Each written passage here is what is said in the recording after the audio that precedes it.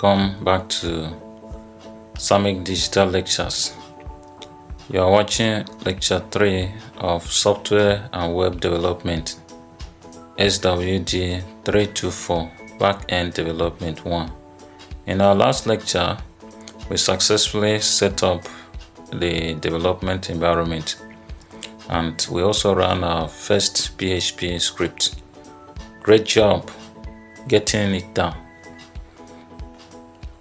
Alright, today we are building a solid foundation with the basics of PHP, and trust me, this is where real programming begins. We are going to explore the following: the structure of the PHP syntax, that is the syntax of the PHP language. Then we'll also look at the how to use variables and data types. We'll also talk about the operators and how they work in PHP programming language. We are finally going to look at how to write logic with control structures like the if statement and the loops. Whether you are coded before or this is your first time, you are in the right place. Let's dive in and build our PHP toolkit. Alright, before we continue, I want to urge you to smash the like button, subscribe to the channel. After subscription, click the notification bell so that you can be notified anytime we upload new content on our channel. So alright, now let's look at the objectives for this class today. By the end of this class, you will be able to understand how PHP code is instructed using proper syntax. You will also understand how to declare and use variables with different data types. You are also going to apply operators to perform calculations and comparisons. You also learn how to write basic PHP statements that execute logic, and also you will learn how to use control structures like the if, else, and for control statements to control the program's flow or the flow of instructions in the program. These are the building blocks for every PHP application, and by the end of today, you will be using them confidently. Alright, so the first thing is the syntax, which is the basics. We're going to look at the basic syntax of the PHP language. Now that we know what we are learning today, let's start with the syntax and the basic rule of PHP, or how PHP code is written. All PHP code must be wrapped inside a special tags such as this. The special tags that starts with the opening question mark or with the angle bracket question mark, then the keyword PHP, then inside is the body of the code, and then at the end of the code we have a question mark with an angle bracket, the right angle bracket. So that is how the PHP code must be wrapped, so that this tells the server that everything written within the tags is PHP. Each command or statement ends with a semicolon.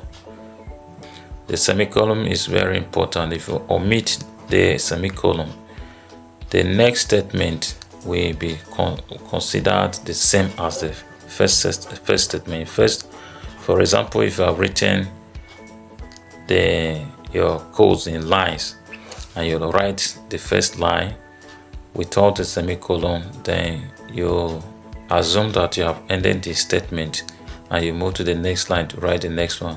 PHP or the server will consider both lines as being one or a single statement because there is no semicolon on the first line. Alright, so you have to terminate your code or your statement very well. You can also add comments to describe your code. Simply, you use double slashes. Use double slashes. The double slashes here will show that the next thing that you are going to write is comment. And comments are meant not to be executed by the server. In any programming language, the comments introduces remark in your program, and it's not meant for execution. So that is what the comment stands for. Now that's for single line comment. For multiple lines, you are going to use this design, that is a single slash followed by an asterisk. Then in between the lines you write your comment, and then the last line should almost carry the asterisk slash, the backslash. That is for multiple line explanations. Now the latter is used when the content of your comment takes more than one line. Finally, every PHP file must be saved with the file extension .php. Let's look at a simple example so we can see all this in action. In this simple example that we have shown here, you will now understand the following key things. Let's look at the key concepts from this example. You can see the beginning and the ending of the tag, the PHP tag, as explained earlier. You have the PHP opening and closing tags that has to be there to show that this is PHP code. And then you see semicolon, you see C column, semicolon, especially in this line, echo, welcome to PHP. That after that you see the semicolon. You also see a single line of comment, and you also see the multiple line comment. Then you see the keyword echo, and it's a PHP command to output the text, used to output text. So echo is an output statement, just like we have in every programming language. You have output and input statements. So echo here is used to output what is placed inside a double quote. Alright, the double quote is used to introduce string content, and we'll be looking at that in more details. Alright, let's move to variables. Let's look at variables. What is a variable? Variables are like containers that store information in your program, such as names, numbers, or any kind of data. If you are to use any data in your program, and that is possible because in any program you must need variables, or you must need to manipulate data, because that is what the computer is after. A program is written for the computer to run, and the computer's function is to accept data, manipulate the data, and give an output. So you need variables to store these values which you are going to manipulate in your program. And then even the output of your manipulation, or after processing the data, the output has to be stored, and that has to be stored in a container. So we use variables as containers that can hold these values or such values in the program. Now in PHP, every variable starts with a $sign. You must see the $sign before the variable, okay, or before the variable name. Now after the $sign, it's followed by the variable name. You can assign values to variables using the assignment operator. The equality sign is the assignment operator. Let's look at an example to make this more clear. Now in this example, you can see that the first variable was by name. Name is the name of the variable, and it is being preceded by the $sign, and this stores a string value. Then we see age as the second variable, which is also preceded by the $sign, and this stores an integer. Then we have the third example, or the third variable, as the score. A score here as a variable name is also preceded by the $sign, and this stores a decimal number float. Now let's carefully look at these rules that guide how to name your variables. Now normally your variable has to start with the $sign, which we have said it already. For example, name being preceded by a $sign. This is always. And then we also have to understand that the variable names are case sensitive. Therefore, name that starts with capital letter is not the same as name starting with a small letter. So this must be consistent. If you're writing your variable name with a capital letter or starting with a capital letter, then you must maintain it. Don't change, or don't later write it starting with a small letter and thinking that is the same thing. No, that is not the same, because this language is case sensitive. That's what we mean by case sensitivity. Now you cannot start with a number. You cannot start your variable name with a number. For example, if you write one name, no, that cannot be accepted. That is very, very invalid. And finally, use letters, numbers, underscores to combine as your variable names. You can, for example, if you can use user underscore name, this is correct. Variables help us store and manipulate data as our program runs. Alright, so the next thing is data type. We need to understand what data type are. Understanding the different kinds of data type that PHP can work with. In PHP, data comes in different forms like text, numbers, true/false, values, and then so on. These are called data types. Knowing the data type is important because it determines what you can do with that value. Understand? For example, you can't calculate the square root of a string like hello, but you can with a number like 25. Okay. Now the common data types we have in PHP include one, string. For example, hello, and it's always placed within double quotes. The string must appear within the double quotes to indicate that this is a string. Now, string means a series of characters or text that has to be considered as an entity. For example, hello. If you look at the word hello, it's made up of letters H, E, L, and O. All these are treated as a single thing. That is why they are placed within the double quotes. Then we have the second one as integer.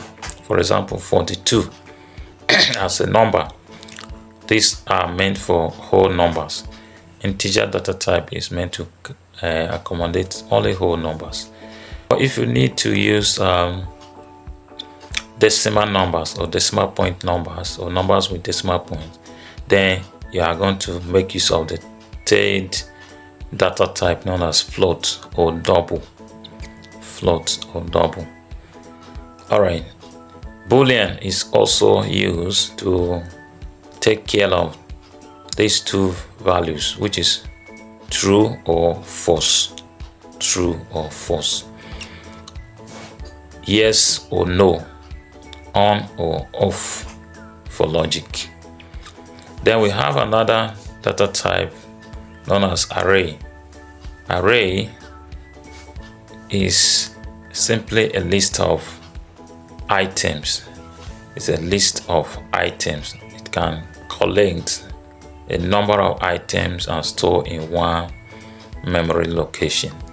Normally, when you declare a variable, you are declaring a memory, or you partition your memory. Isolate a portion in your memory that can store particular value. So if you declare a variable to be of type array, it means it is going to collect all the values and store in a single memory location. For example, you can have an array of integers, an array of string, and so on. Then last but not the least of the data type, we have a null. Null means the variable has no value. Alright, the code example can be shown for the different data types. We have name, age, price, is online, fruits, not set. All these represent the various data types we mentioned before. Now, in case you wish to find out which data type is contained by a particular variable, you can use the function known as var dump. Var dump. Look at the function here, var dump function, to check a variable's data type. Sometimes like this, var dump price. This will output float because that is the type of data. PHP is loosely typed, so you don't have to declare the type of data explicitly. You don't explicitly define data types or specify data type or declare them in writing. PHP figures it out automatically when the value has been assigned to the variable. Alright, now operators and operator precedence. That's next to be discussed now. Alright, operators are the symbols we use to perform operations like adding numbers, comparing numbers, and or assigning data to variables. In PHP, operators are grouped into the following functions. We have arithmetic operators, assignment operators, comparison operators, and the logical operators. Just like other programming languages, these four operators are considered in PHP programming language. But here's the catch. When you use multiple operators in one line, operator precedence determines which one is evaluated first before which one, just like in mathematics. Okay, that is what introduces the operator precedence. Alright, we'll be looking at it more carefully so that we can understand what is happening. Let's quickly look at the arithmetic operators. Look at them displayed here. We have addition, subtraction, multiplication, division, and modulus. Modulus actually is an operator that takes the remainder. For example, if you divide 5 by 2, the remainder is 1 because 2 times 2 will give you 4, so the 1 will be remaining there. So modulus is actually an operator that takes care of the remainder after division has been done or the division has been carried out. Okay, assignment operators, they are used to assign and update values to variables. Look at the chart here for the assignment operators. We have equality sign, and then we have plus equals to, and then we have minus equals to or minus equal for subtract and assign. For plus equal to, when you say, for example, if you say x plus equals to 5, it means that is the same thing as x is equals to x plus 5. That is, the value of x has to be added or to be incremented by 5. I mean, you are going to add 5 to that value, that original value of x. That is what it means. Then supposing you have x minus equals to 3, that is subtract and assign. It means that you are going to subtract the value of x, the value that x contained. You are going to subtract 3 from it, and then the result will be assigned to the variable, the same variable x. That is, in short, that is what it means. Comparison operators, they are used to compare values, often in if statement. If statement, you will see that double equal sign is there, which is a comparison to compare whether the first parameter is the same with the second one, and normally the result is either true or false. In comparison, you will either have true or false as a result. Therefore, comparison is not the same as equality.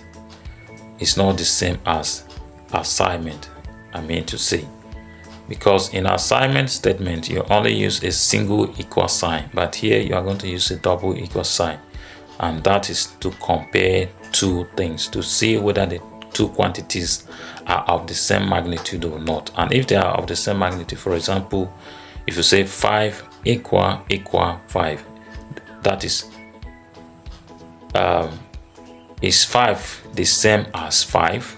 That is literally what it means, and then the result should be true, because 5 is the same, is in size as 5. All right, then the second one that has an exclamation mark before equality sign, this means not equal to, not equal to. So this also outputs a true or false result. Then we have another comparison, greater and then less than. These two also output true or false if actually the result is true. We'll look at the next thing, which is operator precedence. Let's see what happens when we mix operators.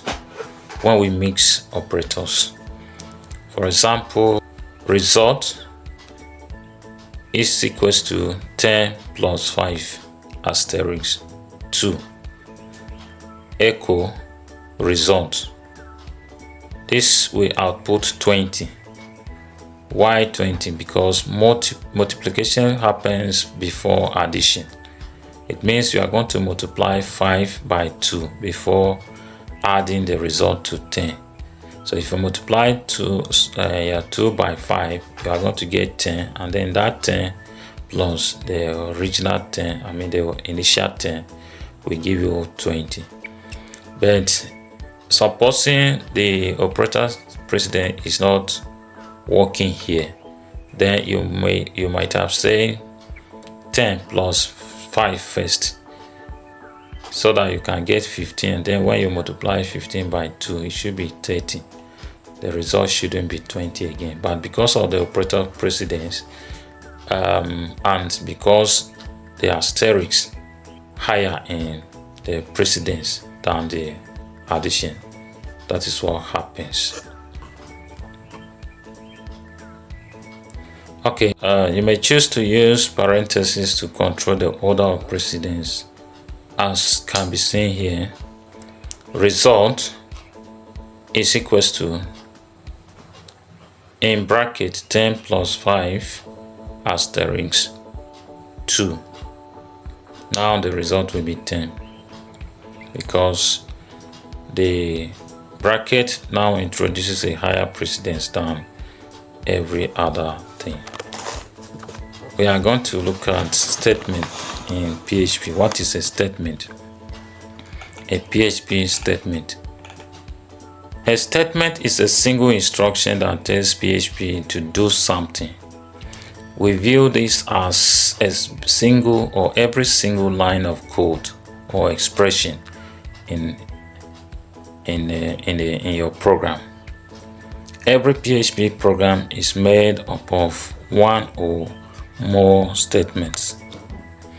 Now, this could be used to display text, or to store a value in a variable, or to perform a calculation, or to make a decision.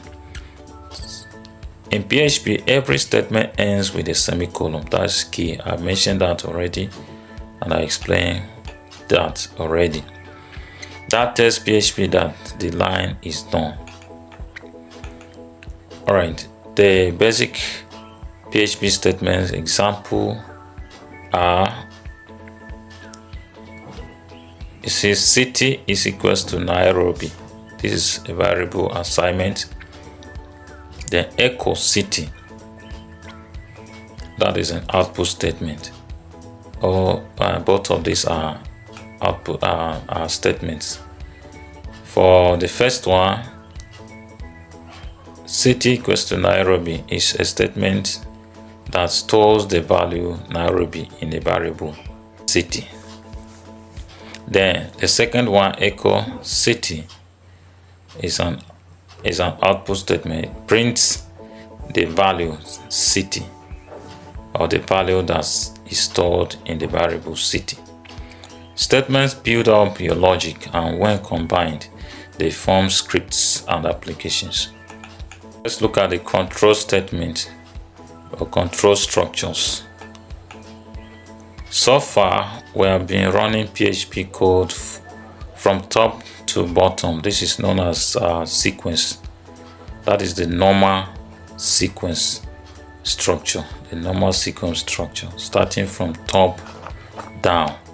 But what if you only want some of the code to run if a condition is true? This is now known as branch statement. This is known as condition statement. Or what if you want to repeat a task multiple times? That now introduces what we call the loop structure. That's where control structures come in. Think of control structures as traffic lights for your code. They decide when to go, when to stop, and when to repeat an action. Now, what control structure does in a program is, one, it makes decisions. If this is true, then do this. For example, that is how decision is taken. It also repeats actions. For example, you say do this task for 5 times. Do this task for 5 times, or for a number of times. It also switches between options. For example, if you say if it's red, stop. If it's green, go. Then there are 2 options there, to stop or to go. So it's going to switch from stop to go. Like we have street lights that take decisions like that switches between options like that. Common control structures are, let's look at them. A chart here will show you the common control structures we have. Now, if S make decision, pass or fail check, then switch we pick from multiple options, or that's example menu choices. For Y we repeat code a set number of times.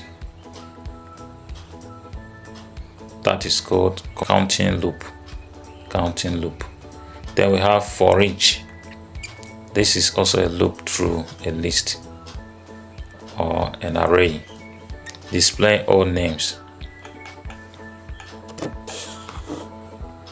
We shall be looking at all these in detail as we proceed in maybe subsequent lectures.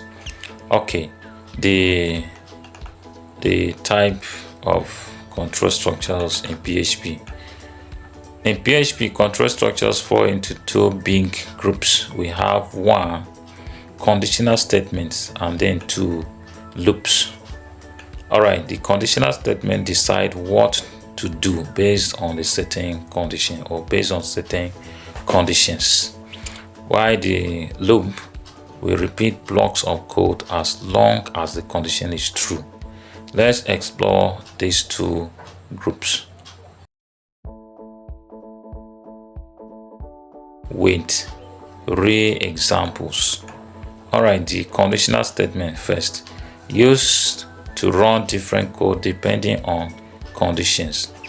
If, else, if structure. If, else, if structure. Now there is a PHP code here. Examine it very well, starting with the PHP tag, then followed by score. The score is given a value of 85. Then we have if score is greater than 90, echo grade A. Else if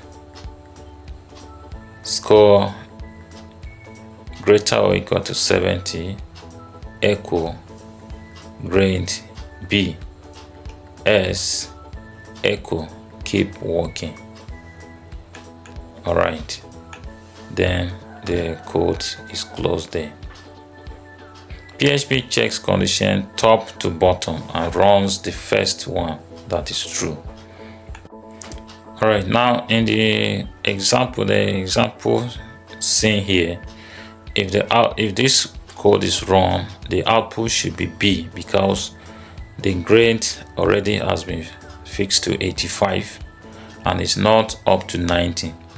And the condition if statement, the first if condition, they specify that if the value is greater than or equal to 90, then the output should be A. But if it is not like that, then the second option comes in that if it is greater or equal to 70, then it should output B as the grade. So it's going to output B because the value is greater than 70 but is less than 90. Okay, the switch statement. The switch statement is used to compare one variable to many values.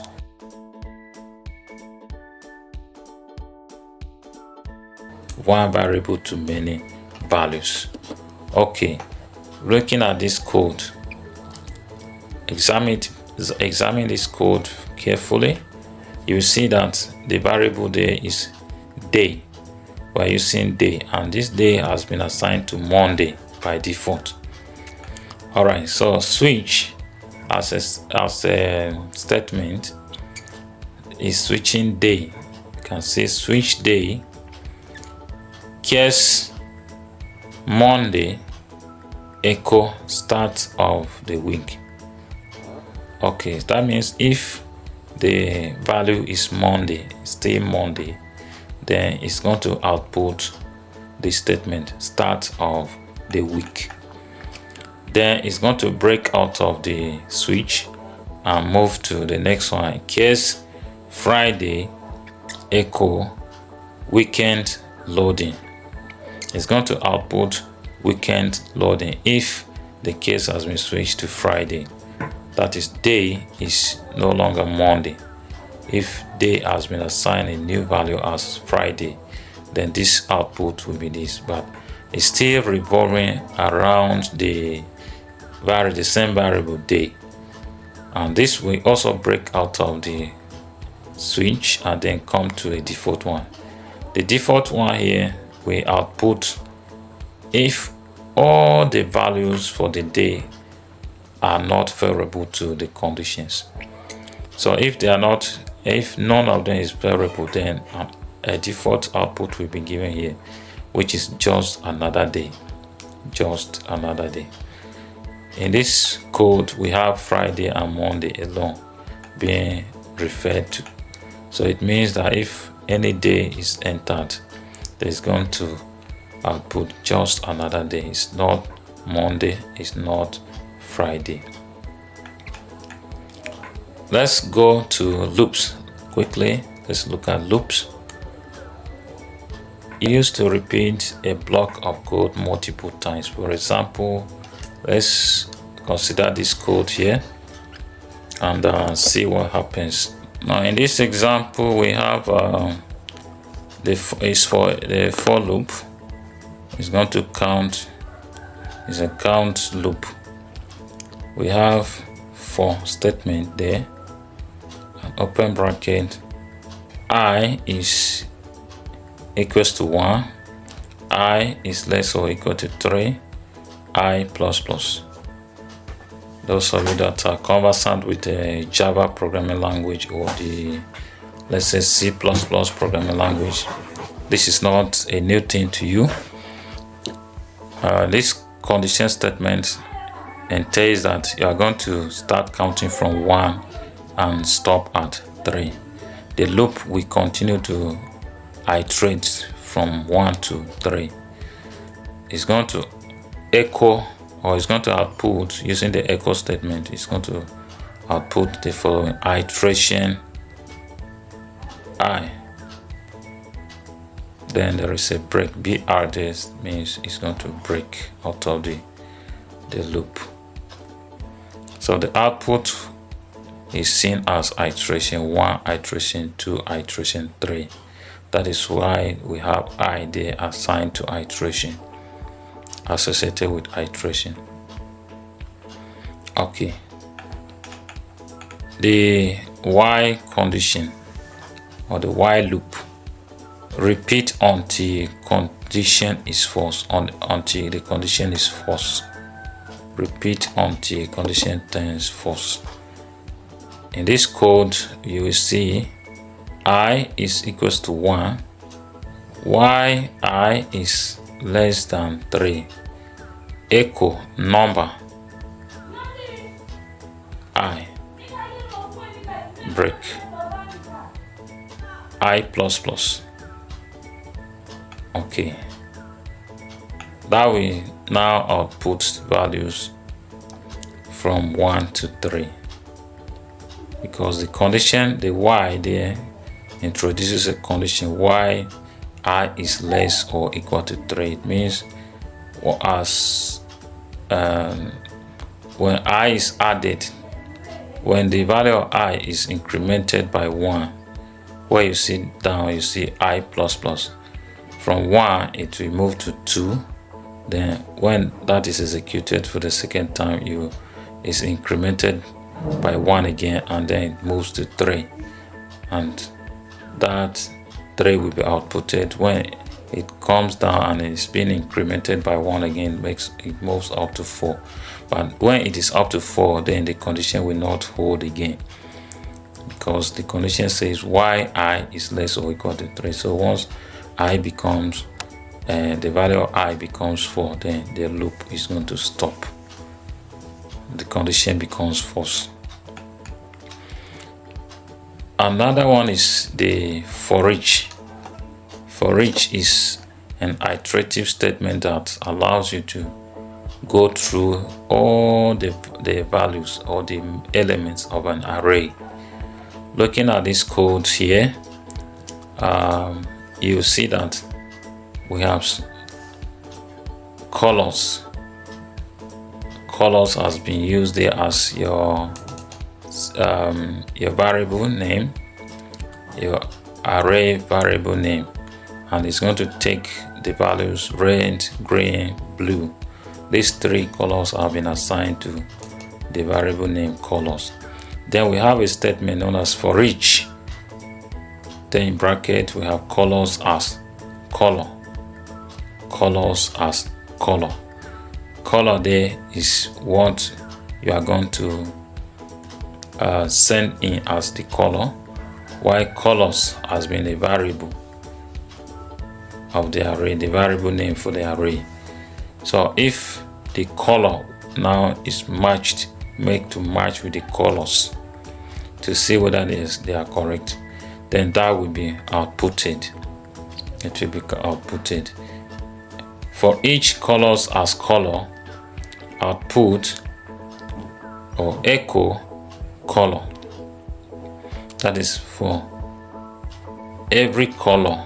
This for every element in the array, you are going to output the elements here, one after the other. This is perfect for looping over arrays or lists. Alright, a recap of what we have gone through this lecture 3. We're done on reaching the end of lecture 3. Let's quickly review what you have learned today. Each of these topics in a building blocks, each of these topics is a building block for writing useful PHP scripts. Let's go on one by one. PHP syntax, that's what we considered first. Then we also talk about variables. We look at how to declare variables using a $sign, for example, name, age, and so on. Then how to use the variables and store values. We also look at that. Data types. We talk about common data types: the string, integer, float, boolean, array, and null. These are the data types that we introduce. This helps PHP understand what kind of data you are working on. We also talk about operators. We look at arithmetic, assignment, comparison operators. And then we talk about operator precedence that control which operations happens first. We talk about statements. A single line of code that does something is referring to as a statement. For example, if you say x is equals to 5, that is a statement. And normally a statement ends with a semicolon or is terminated by a semicolon. Then we talk about control structures. The control structures decide or repeat action. For example, if else switch, and then for y for each. These are the ones that repeat statements and repeat actions. They also give your code logic and flow. That is what construct structures also do. They give your code logic and flow. How to decide and how the control is flowing in the program. On a final note, each of these concepts will come together as we build more complex PHP scripts in the next lectures. Practice is key. Try writing on your own the scripts using variables, conditions, and loops. Coming up next, you have made excellent progress today by mastering the core building blocks of PHP. In our next lecture, we will build on this foundation by introducing functions, which are reusable blocks of code. We'll also talk about string manipulations, editing and formatting text. Then we'll also look at arrays, storing and accessing collection of values. These features will help you write cleaner, smarter, and more powerful PHP code with less repetition and more flexibility. You will write some powerful code with every little effort. Stay tuned. All right, great work today. You have now mastered the basics of PHP, a huge step forward in your back-end journey. Take time to practice writing PHP statements. Play around with variables and loops. Explore control structures in real examples. Question. You can make use of the comment section of our video for questions, or try things out and break stuff. That's how learning happens. Don't forget to like, share, and subscribe to Samik Digital Lectures. I will see you in the next class. Thank you.